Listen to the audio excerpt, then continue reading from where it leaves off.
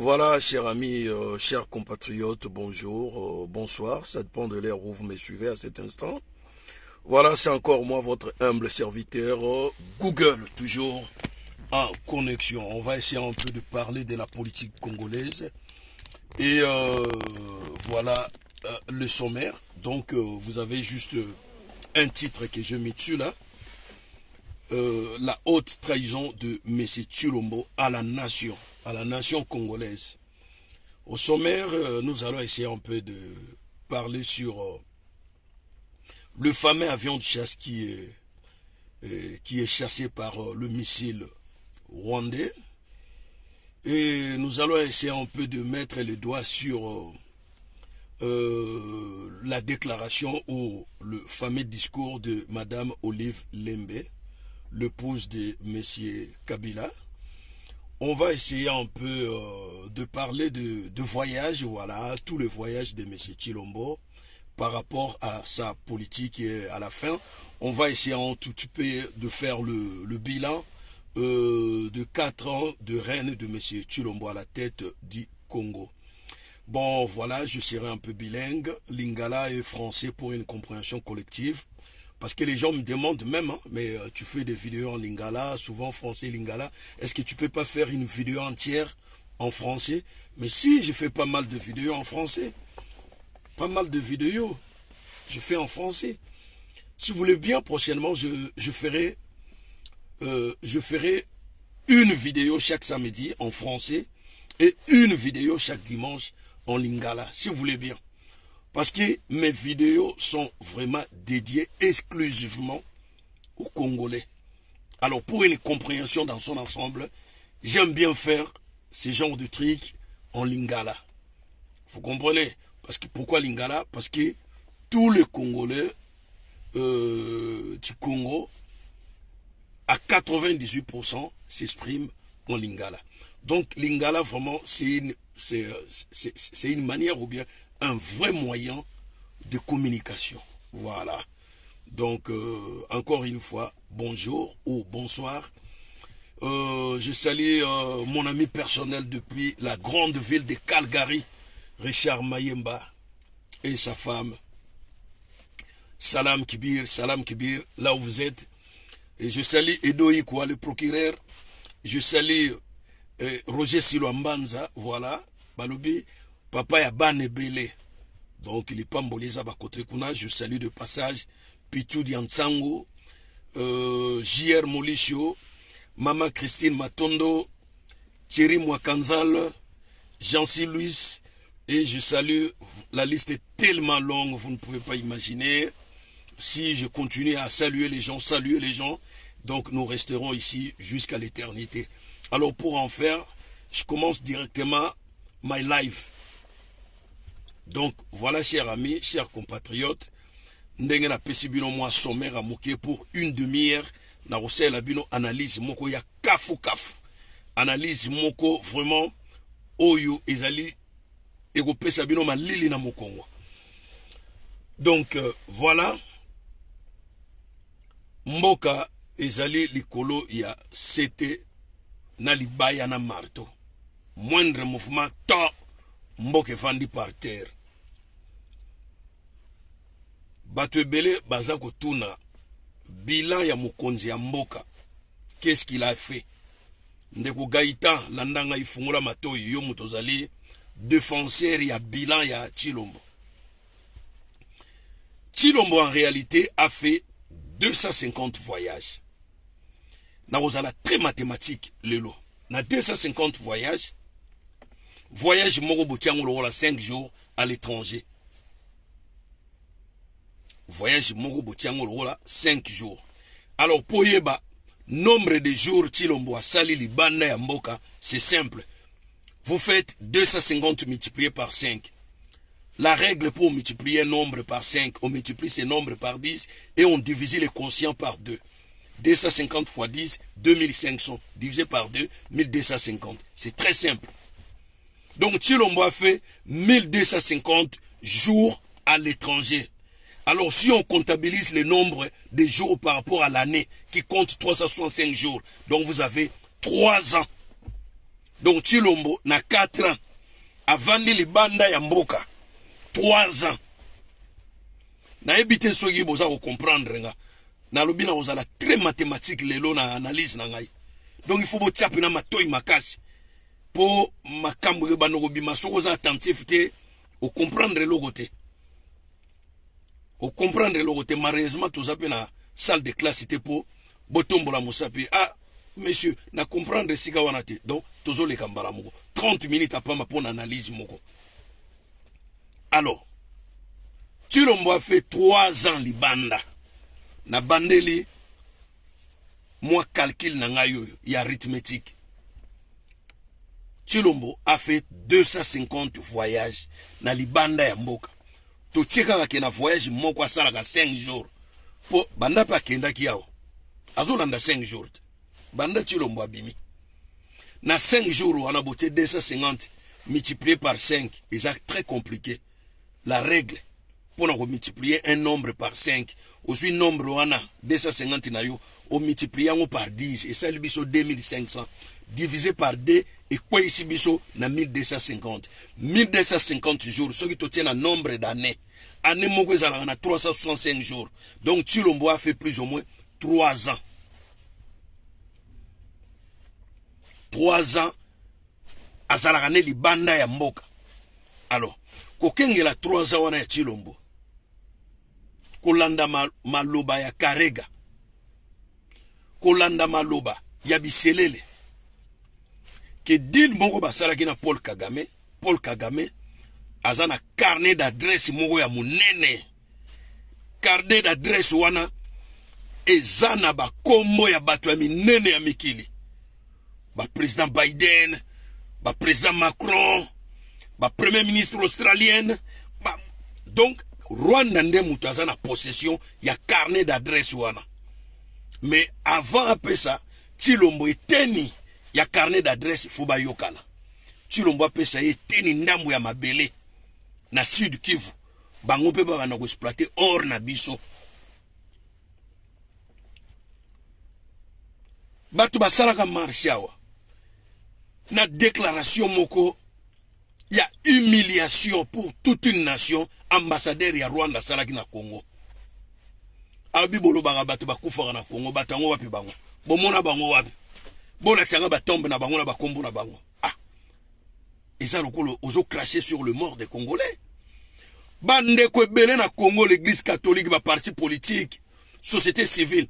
Et ça la marche pour sanction ya Congo.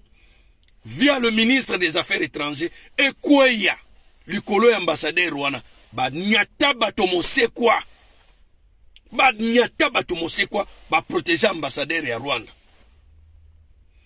Babi Rwanda yaka, zwa mabele, a Oreali, a Diameli, a Colta, kuna osape na mwandambo a cuivre, soye, osana nsengo a malamu ebi gotimona, zwa ganayo. Bon, on pose la question à M. Chilombo.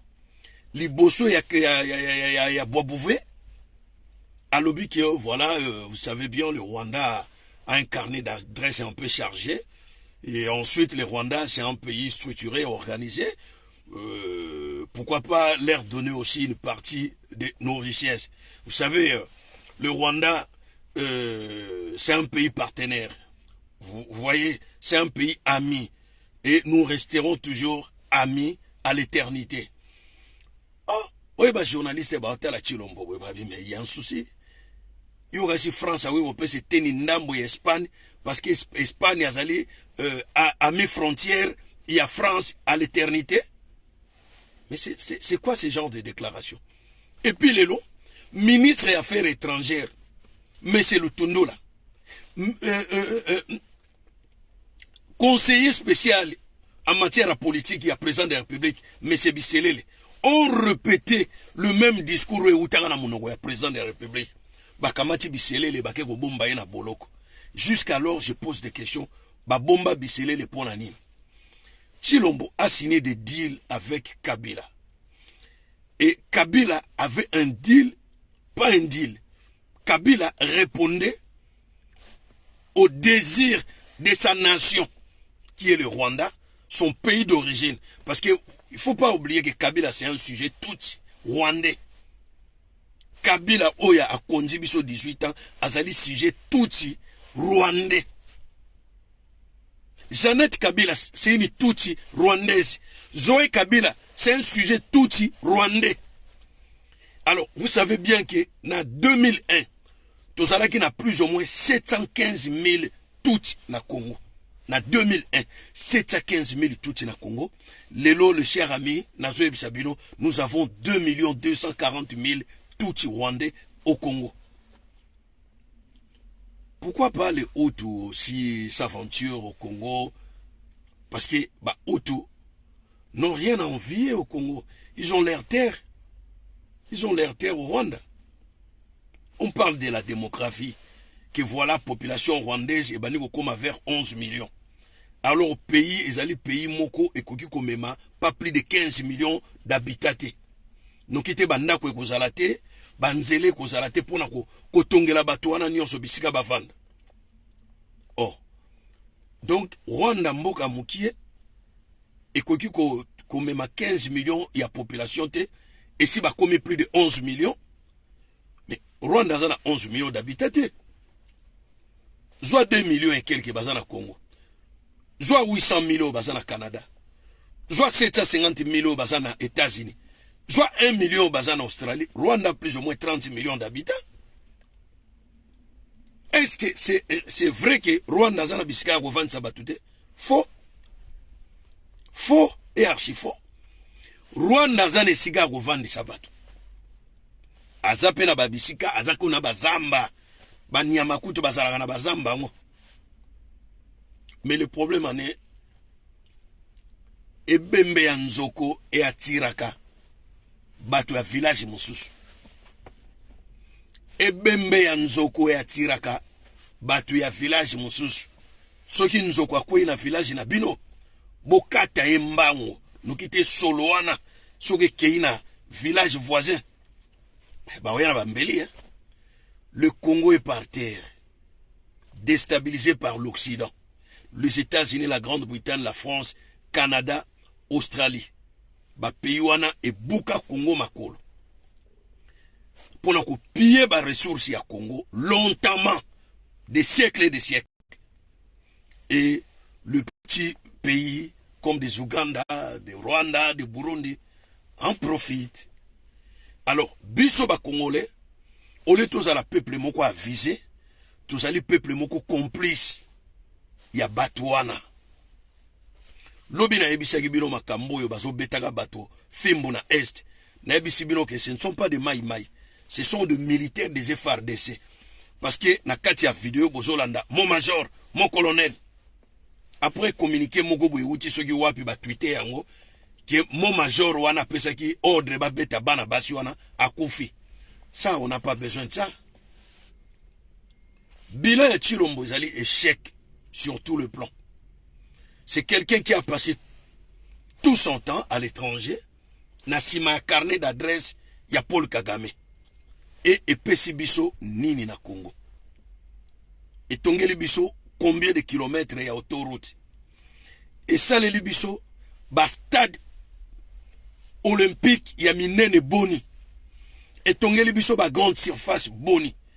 Et ça, les Libiso, cité à Sika, moderne, où il y a des conditions occidentales wapi. Quand vous prenez l'avion, 45 minutes, Kinshasa, beaucoup de Luanda, soko kitika na ville ya Luanda. Mbala mo baniko kamwa, mbala moko, na tindi okuto na Namibite, qui est plus belle, plus beau que l'Angola, na tindi en Afrique du Sud, Maroc okuto okomate, poso komiguna wa poto, Algérie poto, ndengmonga na France, ba pays wana, utali Maroc, akukai na Espagne, utali Algérie, akukai na Marseille, kuna una tindi ote, nazano nga na se, na tindi na Lagos na Abuja, na Island na Lagos, surtout so bima na o Congo te, ndengo bando kamwa na yo na yebisi yo kamwa na note, do ozolo bapenda yango Congo yango baloka yango te, bando kinde baza ko konza yango, Congo ngani eza bien, eza petwa, Congo ya kimbango, Congo yo ya kimpa vita eza mpetwa bato nde bazokonza ngo baza bandoki. Sikoyo bilan nini bakopesa na chef de l'État? Abimi libanda tata ake na Qatar 2 milliards de dollars na banque qatarienne pa aye na ngona Congo esala musala nini tilelo bino na ngato yebaka musala mbongo wana esala te. Eske ezaka na sanduku ya l'État bino na ngai toyebite. Ake ikuna na Allemagne abendi, ake na France abendi, mbongo nyonso ya zwi biso lokola dette extérieure ezosala biso 8 milliards de dollars. Tokozongisa mbongo ebele boye lulenge kani apesa biso mwa explication asaleli mbongo oyo nini ikoki kokitya mitema na biso. Bilan ya Félix Tshilombo eza fiasco. Na koki tukoloba ngo boye te fiasco. Papa Tshilombo kokende te zala mopanzi justice ezoya ekolandela yo eyeba ozongisa nano 8 milliards ya dette extérieure oyo defaki yo moko na libota na yo bozongisa mbongo wana bisika bodefaki yango l'État congolais akokota makambo wana te. Koyebisa biso te ko nasombelaki ba député ba voiture asika nasombelaki ba professeur na timunaki libulubo etali biso te okozongisa 8 milliards oyo yo defi ya dette extérieure yo moko na libota na yo justice ekolandela yo zala nano mopanzi ezala te ko ona ke exil te mutumo ozana problème a guerre na mutu te exil ponani zala wana Kabila ete ko kima Rwanda te zala wana Kabila batu nyonso ya MPR oyo ba dirija ki 32 ans ba procès na bango bakanisa kondele ba fina ba bwaka na ba papier edina na mai il se trompe toko banda kolandela bato depuis MPR na kosenga na mbozo akufate azana bomoi akozala traduit devant la justice congolaise ya solo ezoya. Donc bilan ya Tshilombo fiasco. C'est pas un bon président. C'est du passe-temps, c'est du gâchis. To perdre 5 ans ya koka ou kakaka boy pamba. Tozongi na on a déclaration ya Olive Lembe salaki. Voilà batu balingaki ko kabola ye mobali na ye na Tshilombo batu bazaki na bango donc ko kabola eloko ezaka eloko ezana no ya kosangana. Donc bozaki na deal. Siko moni langage Olive tellement ça maële mingite elle croit que parler français c'est être intelligent. Donc bazolo kabak batiba kabwani Tshilombo eko kweya na mson. Donc Tshilombo akoti na buzoba wana ndenge expression zoloba akweyi na mson akoti na buzoba wana bakaboli bango. Donc bozalaki ya kosangana. Donc makambo ya Ibiza, Venise, lelo moi mbekuite bani ko salama ozoyeba berero zobimisa na monoko te Olive tubombi bino nyonso justice malonga ezoya bokoyebisa na congolais deal nini obosalaka parce que toyebi le président élu ezalaka Fayulu Tshilombo azwaka na yete mais bosali to boye kopesa Tshilombo pouvoir. Po bombo na ke Tshilombo afai na Congo te pendant 3 ans. Na pesi bino mwa mathématique ya mokeo. Botala Macron, 40 d'années. Emmanuel Macron, président français. Tanenga komina barida, komina mokolo, elunge komi ampaka. Parce que charge ya France, elekeli na bepol. Botala Tshilombo nenga komi mafuta mbange komi lokola poso nguma. Na libumu azalaki na ngoana. Na bepol ezalaki rond. Bataye ye bepol silhouette komi libandi eza kongala libandi ya Tshilombo komi kovo ya Tshilombo komi kongala mbange komi lokola poso nguma akwe mafuta munoko ezolumba sola matungulu tango nyonso mutu wana nde bozoloba ke azana na mikumba na bepol na ye Tshilombo. Non, il vous calcule pas. Madame Olive Lembe ayoka soni. Ce n'est pas une politique. Moi, j'ai condamné Bobila Dawa pendant des années de ne pas de ne pas eu le courage ya kopekisa mobali na ina nzela o ya kotaka. Mais en aucun cas, Bobila Dawa yeli bala na 1980, moi je voyais. na moni ndenga ye libala ne na bana na ye mariage na bango basena Mobutu. Moi je regardais comme ça la télé. 32 ans de pouvoir Bobila da Tigala Kosala. Ata discours moko politique te. Mais tala Olive Lembe ba discours à Salaka. Après ngonga mo balobi wa Kosala candidate yango makasa mute ko voter mutu aboye. Alobi que il y a de vieux à l'intérieur du Congo oyo basako maigrir nanzala. Et Olive Lembe yoza na leçon de morale au pesa biso ba carrière minier oyo ezalaki na Chikapa oyebi bato wana bengana bango pas seulement na Chikapa mais libanda ya Congo affaire kamwe na sapo makambo bosalaki na mobali na yo oyebi teke ba famille wana il y a plus ou moins 2000 familles ti lelo bazaka na Angola ti lelo na ba base ya HR bazonga na Congo te. Olive Lembe t'a pas une leçon de morale à nous donner. OK? Ne sika ke oloba tais-toi. Kanga monoko na yo. Fanda. Bo poisonner bateau bakina ba concession minière na bango légal. Bateau ba kima Congo. Bateau ba kota na mabele sans croix. Tombe zate. Olive Lembe criminel mama wana. To bombio na no mopanzo koleka na justice ezoya. Il y a des vivants oyo bako témoigner un jour na kombo ya bibembe nyonso Olive Lembe akotisa na kati ya mabele. Poni chilo motanga yono tozongisa ba concession minière mosusu na pouvoir ya sika. Si réellement bobotolanga ba concession minière te. Bo komisi batu wana ba wewa na Kinshasa ba concession minière nyonso ya Chikapa. Nyonso ya Lupatapata. Nyonso ya Chimbelenge baluba bazaka so na concession minière. Baluba nyonso yo baba neko exploiter diamant bakuma ba wewa na Kinshasa. Olive Lembe, tais-toi. T'as pas une leçon de morale à nous donner. Na boboto ya moto na mokilike eza na batata mibange basa ko kufa na nzala. Ah, Olive. C'est pas parce qu'on peut ça la moi dika ceux qui moi artiste théâtral la kufi ndo za na bolingo na motema na yo ozali vampire. You are a vampire. T'es une vampire. Tu te nourris du sang des Congolais. Tais-toi, Olive Lembe. T'as pas une leçon de morale à nous fournir. Toujours une affaire Sukhoi 25. Oh, il semblerait que un missile rwandais est bêti Sukhoi Nabiso. Heureusement, pilote Azalaki très professionnel à Zongi si on a base militaire. Et puis, Baïko Bomamoto, mais ici est une moto nyons.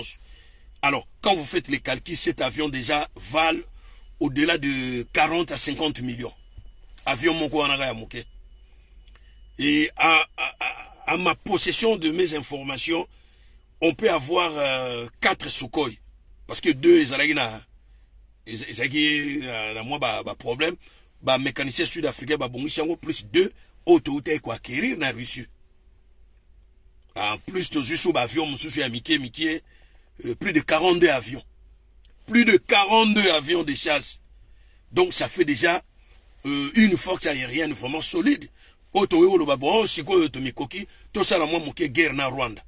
Mais on voit que le président de la République, incident à Ndengwane Salami, violation à Ndengwane Salami na Congo, il est toujours à l'étranger. On met la copo, on met la champagne, on met tabac, on seka, on salaba selfie, na batu mususu. Chef d'état-major, il fallait décréter vraiment conseil moko ya armée, ya makasi, via le ministre des Affaires étrangères, pour le ministre ya défense, pour le Kambo et Salami. Les affaires moko sérieux. Sérieux, ça peut déclencher une vraie guerre vraiment entre le Rwanda et le Congo. Entre le Rwanda et le Congo. Tozelana total la réaction ya Yechilombo bozala nengeni. Ce qui réaction na ye isa chaudité, c'est que ils nous balancent tous dans la même farine. Donc Dilouana Tolobaka Paul Kagame na Chilombo. Et ça vraiment y a vrai dans le vrai. Moi y a une déclaration na lobi que voilà et l'okwane salami vraiment toko tika boyete. Ah non, on a déjà déclaration te. Landa ba déclaration Poutine à Salak sur le plan militaire parce qu'à sa commandant en chef il y a armée russe. balobaka bongo te ezolakisa faiblesse na yo, faiblesse ya Congo, faiblesse ya armée congolaise. Balobaka ke frappe ezui avion na biso ekozana ba répercussion ya makasi vis-à-vis ya batoyo basali eloko wana. Voilà bozolakisa détermination na bino ya réaction na bino. Nous on a vécu ça avec Laurent Désiré Kabila. Congo Brazzaville, la guerre entre Lissouba et Sassou. Lance roquette moko ya Obi et Gokuya na Njili. Et bomi batu. Kabila azwa ba char ba kena na ngotina na masina côté ba chinois ba sala galos ba talisi yango na Congo Brazzaville. Ils ont aussi tué des Congolais de Brazzaville. Hein. Ils ont qui tic-au-tac. Ils ont qui modèle ya Chilombo te. Donc ils ont là que Chilombo fait semblant de nous dire que il a un problème avec Paul Kagame, mais en réalité, ils sont toujours en mariage. Donc, Kagame reste toujours un meilleur partenaire ya Chilombo à jamais. D'ailleurs, beaucoup kengela na musika Karega, ou yazaraki bongo ambassadeur ya Rwanda, ba bengana ye. Mais Tilelo, balongola ba humilité na yete étant qu'ambassadeur du Rwanda au Congo. Il est toujours ambassadeur du Rwanda, mais à Tonga bureau mususu na Congo Brazzaville. Oyo ba rapport nyonso ya ambassade ya Rwanda et traversaka nano Congo Brazzaville après zongi na Congo Kinshasa. Vous voyez comment ils nous mélangent tout, ils nous balancent tout dans la farine. Bozomona. Alors, si réellement vraiment que Chilombo a longoli cordon ombilical et sangisi na Kagame. Tourne to mona. Ba makambo ya mike kaka oyo. Libala oya salaki wana. Na ebite na batando soki ba pesaka ntaba 10 ton taba 20 mais Chilombo elekisaki. Fe ya libala ya Chilombo elekaki munene mingi apesi bango aéroport à Goma. Donc liste ya papier ya biloko libala oyo basengaka ya Chilombo elekaki mingi. Eloko ezangaki kaka mituka mibale ya ngombe ndenge kamera salaki. Apesi bango etandi ya mabele ba exploiter or, coltan, cobalt. Apesi bango aéroport à Goma basa la base na bango d'aviation. Et mais les gars, où en sommes-nous? Où allons-nous avec ce monsieur Chilombo?